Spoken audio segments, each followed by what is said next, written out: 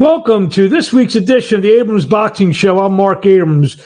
We'll be talking a little Usyk, Joshua, some of the fights from Showtime, headlined by Brandon Figueroa and Sergey Lioinets. ESPN, some good fights with Emmanuel Navarrete. And we will be joined by heavyweight contender Joey Dawejko, who will be back in action September 1st at Parks Casino in Bensalem, Pennsylvania. But first things first, let's get back to last Saturday afternoon here in the United States. From Jeddah, Saudi Arabia, Alexander Usyk retained his WBA, IBF, and WBO heavyweight championships with a 12-round split decision in a rematch over former world champion Anthony Joshua. Scores were 115, 113, 116, 112 for Usyk, and 115, 113 for Joshua. It was a good fight. Remind me a little bit of the first fight. It was a little bit better than the first fight. Both fighters, I thought, were better. Joshua especially, he didn't look as lackluster in the first fight as lackluster as he did in the first fight.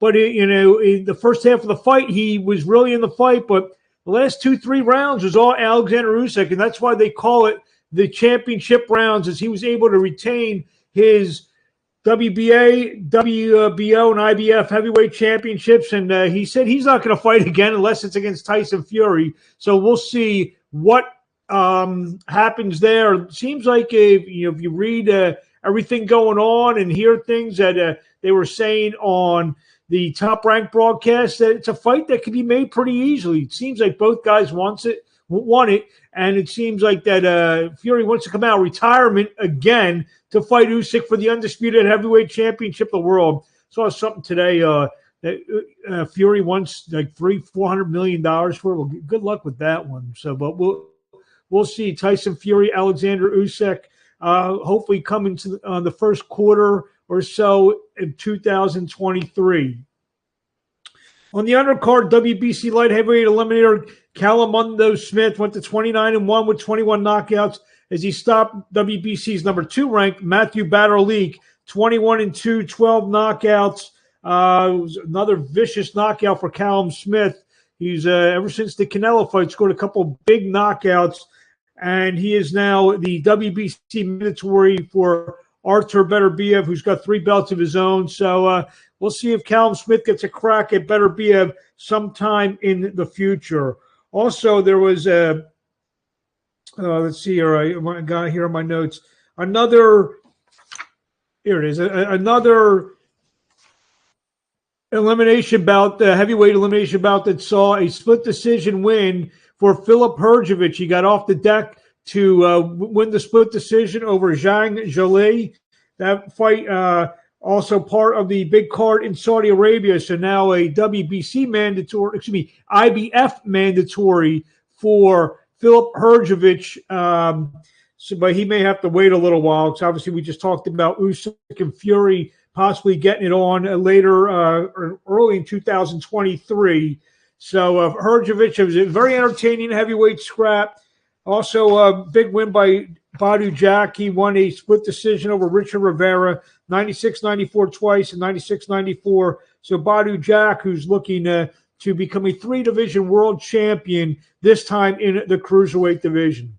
Saturday night in Hollywood, Florida, Sergey Lioinets went to 17-2-1, not just 13 stoppage. He stopped Omar Figueroa after round 7 of their big 140-pound bout. Lioinets was stepping in for Adrian Broner, got the call early in the week, and really put it on Omar Figueroa Jr., and so much to the point that Figueroa Jr. said, I don't have anything left. And he basically called it a career after the loss. So Sergey Lioinets, 17-2-1, 13 knockouts. If this is indeed it for Omar Figueroa Jr., 28-3-1, 19 knockouts, former lightweight titleist. So not a bad career. Also, a couple world title fights marked the undercard. Hector Garcia won the 130-pound WBA championship with a unanimous decision over defending champion Roger Gutierrez. Garcia now 16-0 with 10 knockouts. Gutierrez 26-4-1 with 20 knockouts. Scores were 117, 111 twice, and 118, 110 for the new champion Hector Garcia. And in a vacant world title bout, formerly held by Josh Taylor. Alberto Puello, 21-0, 10 knockouts, scored a split decision over Batir Akhmedov. Scores are 117-111 twice for Puello and 115-113 for Akhmedov. It definitely, I mean, I could see Puello winning the fight, but 117-111 twice. I'm not really agreeing with those two scores. It's a fight that was very close. It was a 115-113 fight, in my opinion. Either way, probably for Puello, but two judges saw it a little bit more in favor for the Dominican. Good night for the Dominican Republic. They get two world champions in the bring back to the country with Puello and Hector Garcia. Also, Saturday night, Emmanuel Navarrete in San Diego scored a spectacular 6-round stoppage on a body shot, stopped Eduardo Baez to retain his WBO featherweight championship. It was a good fight, pretty close fight back and forth in round 6. One body shot, down went Baez. Fight was over. Emmanuel Navarrete, who's one of the more exciting fighters out there. He looks like, he wants to fight against Oscar Valdez, maybe a fight with Shakur Stevenson. Wouldn't mind seeing either of those. Navarrete, who's gets hit, which makes for good fights, good entertaining fights. And he got hit a bunch of times against Eduardo Baez, but he had the eraser in round 6 with the body shot to come home with the victory. Also, Sunday in Orlando, Florida, super lightweight Kenneth Sims, who joined us a couple weeks ago, became the new WBA Intercontinental Champion by stopping Christian Rubio Mino. Sims now 18-2-1 with 6 knockouts. Sims, who joined us, like I said, a couple of weeks ago. Again, another. I think it was a body shot that set up one of the knockdowns. Time was 1:05 of round 6. Coming up on September 1st at the Park Casino, right down the road from where I'm sitting here in Bensalem, Pennsylvania, Joey Dawejko, everyone's favorite, a very popular heavyweight guy who would take fights, fight anybody. He's going to fight Mike Marshall at the Parks Casino, and they had a media day for Joey, and got a chance to speak to him, and this is how. Here with Joey Dawejko on September 1st, taking on Mike Marshall here at the right down the road at Parks Casino. Joey, how you feeling? I feel pretty good. Happy to be back. I know, after the last fight it was a disappointing performance. I know you got off they called you real late on it, and I know because me and you have talked that you didn't know what you wanted to do. And apparently you didn't want to go out like that. Is that kind of like the motivation for this fight on September 1st? I mean, my last fight, you can't really judge me off of that. I didn't train like 1 second for that fight. They called me that week, I think. I took it that week. So for me to go 8 rounds with an undefeated guy who's supposedly a puncher, like that shouldn't happen. I feel like I could have went the distance. There was only a minute left in the fight, and they stopped it. But it is what it is. But now it's different for me now because, like, back then I needed to fight. And as crazy as this sounds, like, I want to fight now. You know what I mean? So that's the motivation now because I want to fight. September 1st, is this maybe the start of a last run for you, in terms of, like you said, I know you put some stuff out on Facebook. Like you said, you don't need to fight more. You have a nice little business going now. Is this maybe the start of a last run? Maybe you want to build up a couple quick wins and get another shot at something, whether it's an undefeated guy or a contender or something like that. Is that what the plan is? I could put 5 wins back to back and get the wins, but I think I'll always be in a promoter's mind of coming in maybe late notice, but I'm training now, so it's different. So I'm staying in shape. I'm staying in the gym. So hopefully they do call me for a big opportunity after I put a couple wins together, and I could spoil somebody. Do you any guys in mind there that may be on that uptick that you want to, that you feel that you can expose or defeat? There's a whole list of guys that I would like to fight because I'm a fighter. So, but a name or two. I can't think off the top of my head. You know what I mean?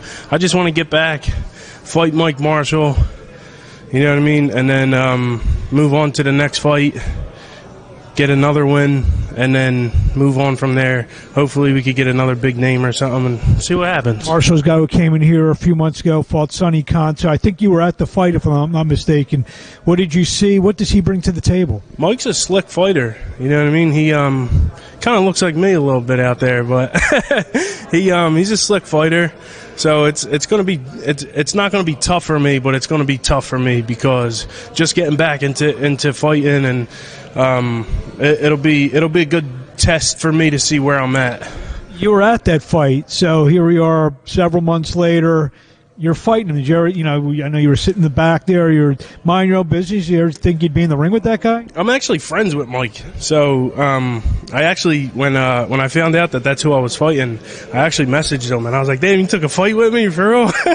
And I told him I can't talk shit now because we're friends, you know what I mean? But it is what it is. I'm happy he took the fight, and I'm happy to be fighting him, And what's it like? I know you've gone on the road several times. I know Germany. You just fought Shaw. That fight was in Oklahoma.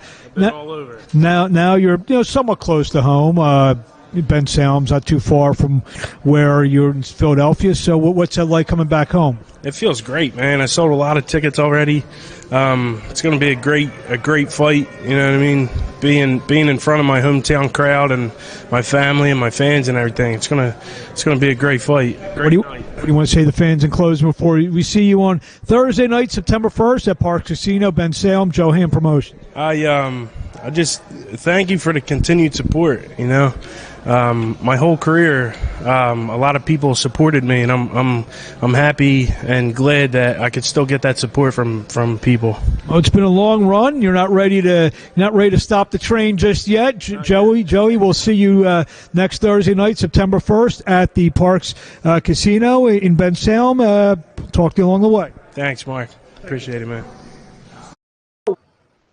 There you have it, Joey Dawejko, September the 1st at Park Casino, Bensalem, Pennsylvania. This week, not much really going on. One show in particular, good fight though. ESPN Plus Saturday night in Oklahoma, Tulsa, Oklahoma, at the Hard Rock. Former world champions Jose Pedraza, 29-4, 14 knockouts, taking on Richard Comey, 30-4 with 27 knockouts. Good fight at the Hard Rock, headlining on ESPN. Also, Jared Anderson be in action, Effie Ajagba, a couple of my split T guys in the action, Haven Brady Jr., Dante Benjamin, Tiger Johnson. Lots of good talent on display Saturday night on ESPN Plus, Top Rank Boxing. Very good show. Some news of the week. WBC and WBO featherweight champion Amanda Serrano, 42-2, 130 knockouts, will take on Sarah Mahfoud. That will take place. Mahfoud is 11-0 with 3 knockouts. September 24th at the AO Arena in Manchester, England. That will be the co-feature bout to the big Joseph Parker, Joe Joyce fight in Manchester, England. WBC super flyweight champion Juan Francisco Estrada. That's what happens when you're reading this stuff. Will defend against RG Cortez. The DAZN Scream fight will take place in Hermosillo, Mexico. Will also feature a couple other world title fights. The WBA female featherweight champion Erica Cruz, 14-1 with 3 knockouts, takes on Jelena Marjanovic, 41-1-2 with 19 knockouts. Also, the vacant IBF light flyweight title will be on display. 20-0, 10 knockouts. That's Hector Flores. He will take on Seventhai Nanstinga, 10-0, 9 knockouts. Also, good fight between Eduardo Hernandez and Jorge Moda on the card as well. Former IBF middleweight champion David Lemieux announced his retirement. It's a tough week. David Lemieux, his father got murdered, and then he retired. David Lemieux, a good, honest fighter, gave it all. Didn't always win the big fights, but was a world champion. And I'll tell you this about David Lemieux. I've broadcasted a lot of fights ringside. And I did a fight between him and Alvaro Center in Montreal. Might have been the most vicious or second most vicious knockout I've ever witnessed live. That he knocked him out in. He definitely could punch. You can actually hear the whistle on David Lemieux's punches when you're sitting ringside. Tremendous puncher. All the best to him in retirement. Retires with a record of 43-5 with 36 knockouts. Sebastian Fundora, 19-0, 13 knockouts, will defend the WBC interim super welterweight title against challenger Carlos Ocampo. Ocampo, 34-1 with 22 knockouts. That fight will take place September 8th on Showtime at the home, well, used to be the Home Depot Center, the Dignity Sports, the Dignity Health Sports Complex in Carson, California. That will be a triple header that night as Carlos Adamos, 21-1, 16 knockouts, takes on Juan Macias Montiel, 23-5-2. That will be a WBC interim title fight for Jamal Charlo, who's on the sidelines right now. Adames was next in line to fight. Charlo and Montiel lost a gritty decision to Charlo as well.